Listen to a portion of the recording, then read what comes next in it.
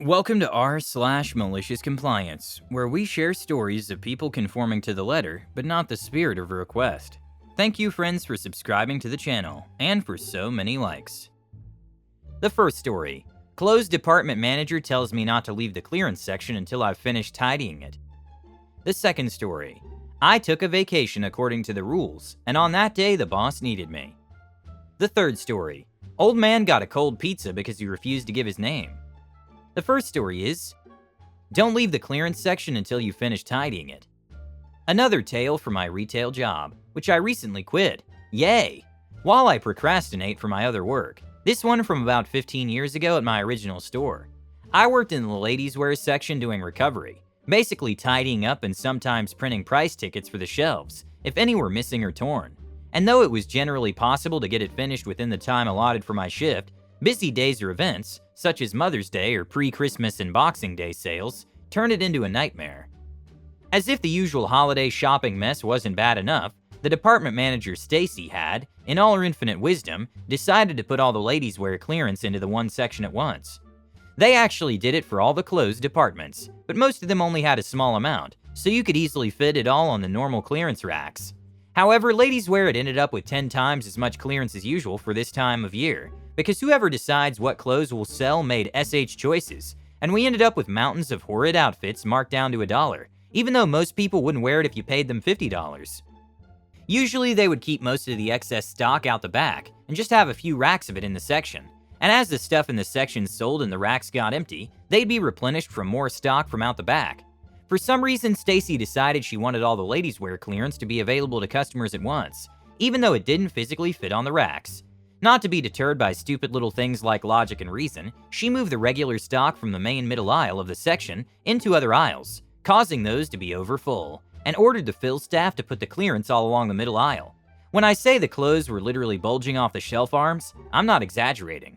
You could barely even walk down the aisle without the first 4 to 5 things on each arm falling off. And of course, if a customer wanted to look at anything further back on the shelf, they'd knock most of the other stuff off in the process, so there was constantly a several-inch thick layer of clothes lying on the floor. This made it literally impossible to actually recover the clearance section properly, but generally recovery staff were told to prioritize doing a pickup every hour or so, and make sure there was no stock on the floor, and spend the rest of the time going through and recovering the section, making sure everything was in the right place, and in the correct size order. So I had a shift on Boxing Day, and I'd heard from the pre-shift huddle that one of the big regional managers was coming in to visit and inspect the store at closing time, and that we needed to make sure the store was perfect. Not sure how that was meant to happen on Boxing Day, and with half the number of staff we needed, but whatever. When I started my shift, 90% of the clearance clothing was on the floor. For most of the aisle, you couldn't even see the floor.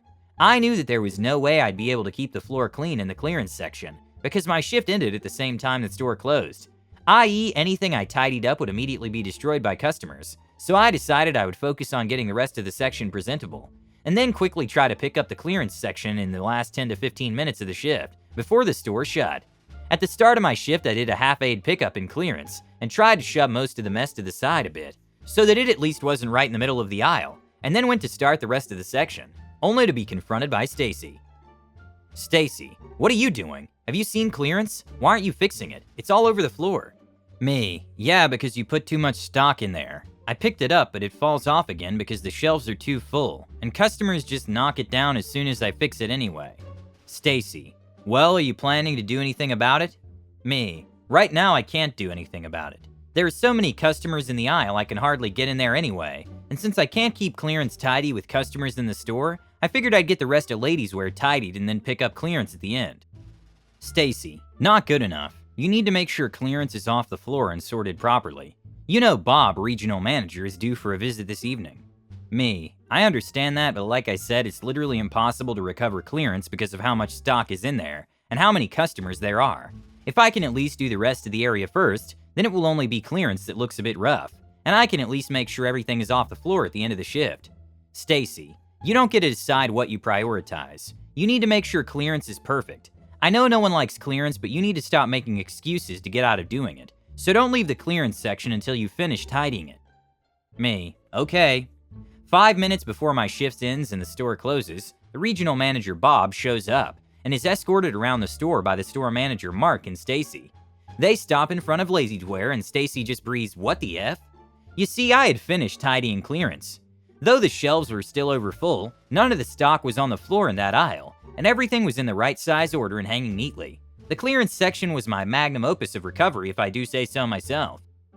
However, the rest of the ladies' wear department had not been touched. Since I couldn't finish tidying clearance until the store was pretty much closed, and I wasn't allowed to leave clearance until I did finish it, it meant that the rest of ladies' wear looked like a bomb had hit it, with stock all over the floor, clothes draped over the shelves instead of hung up properly, broken coat hangers everywhere, and abandoned shopping baskets and piles of stocks from other departments left lying around in the aisles.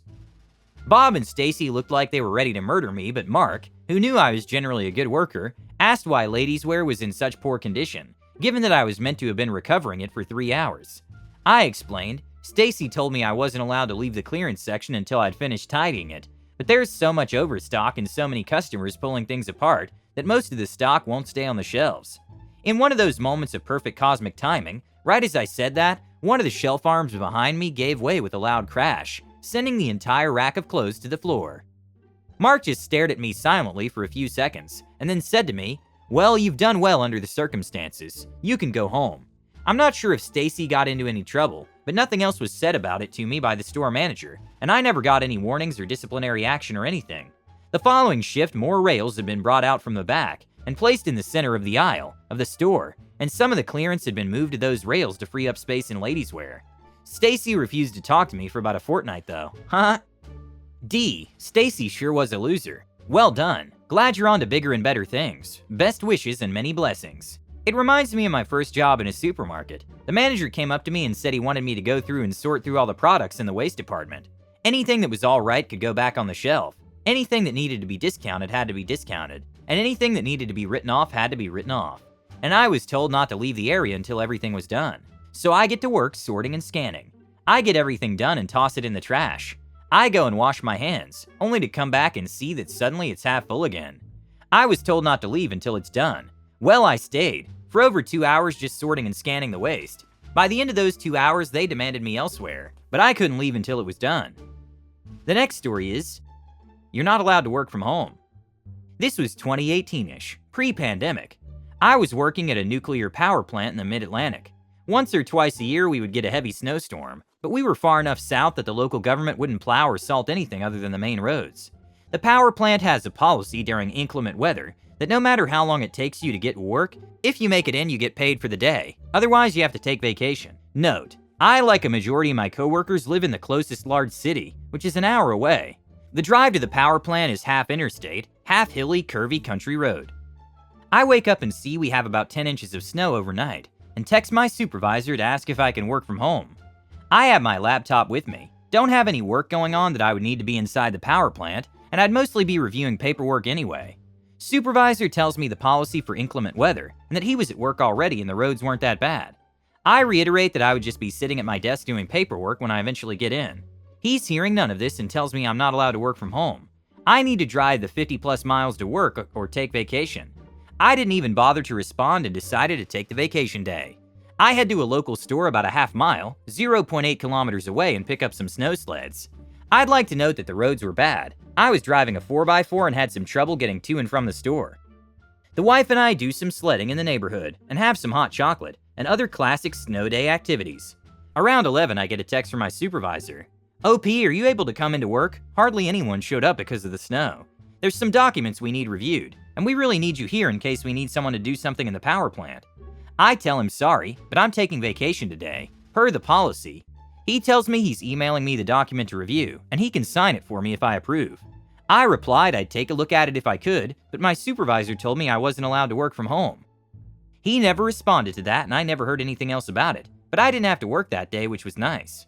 Bonus MC. I'm a salary employee, but have to record hours worked in a computer program.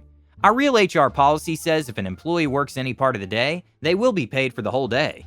I put 10 minutes of work time in for the time I was texting with him, and didn't record any vacation hours. He approved my timesheet for 10 minutes of work, and I saved a day of vacation. I like that you have 10 minutes of work this way. If it were me, I'd stay at home most of the day, then load up the truck to go sledding with your wife, but make a pit stop at the plant to work for the last 10 minutes and then go have fun. At my last job, our business suffered a ransomware attack a couple of years ago. I came into work and a manager came up to me and asked, Is your computer on? I replied, no, it's rebooted, and didn't go through the BitLocker on Friday because of an update. What's going on? Don't turn it on. So we sat around and gossiped, trying to figure out what happened, until we discovered that another office had clicked the link. The malware had flooded the network and spread to domain controllers and offices in North America. We ended up doing nothing. We got paid in full for about 2 weeks and no work. The last story is, you want me to put a fake name on your order? All right.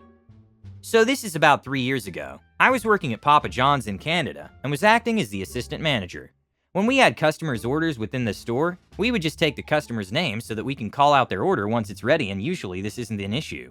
Well, an older gentleman walks in, 60 to 70 I'd say. He waits in line, approaches the counter, places his order, but when I asked this customer for his name, I realized I had opened Pandora's box.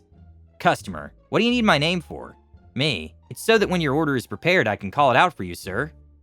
Customer, you don't need my effing name. Turns to customers in line and says, watch out, the effing pizza guy wants your social security number. Me, sir, if it's an issue you can just use a fake name. Customer, just put Bob on it. And so I did.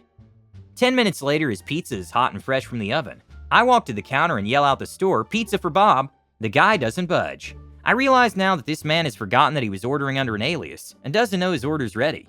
The other customers in the store, however, knew what was happening because they just watched and heard the misery unfold. They turned to Bob, they turned to me, they turned to Bob, and I can see it in their eyes. Even the customers long for that malicious compliance. I continue to bring the other customers their orders, some who had been there before him, and once Bob had noticed that I was serving food to those who ordered after him, he approached the counter. At this point, the pizza's getting nice and dry under the heat lamp. It's been about 20 minutes since he's ordered.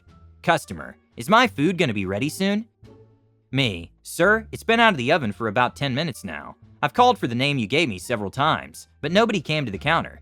At this point, the guy's aware that he's getting his food late at his own demise. I hand him the pizza and there's no more exchanging of words. He leaves and goes on his way. The customers who witnessed the misery unfold were all snickering as he left. Not a bad gig. Just delete this by mistake. First time on the internet. Older people are really afraid of identity theft and are afraid of disclosing personal information, as they should be, because they're a very common target. But there are different people. I work as a barista and we have this real a-hole of a customer who comes in often. Once in a while he'll order food and when we ask for his name he'll say, oh, just put a-hole or F-face, something funny. Nah bruv, we're not putting that so you can cry to the local news saying we called a derogatory name on the receipt. Subscribe, hit the like button, and have a wonderful day.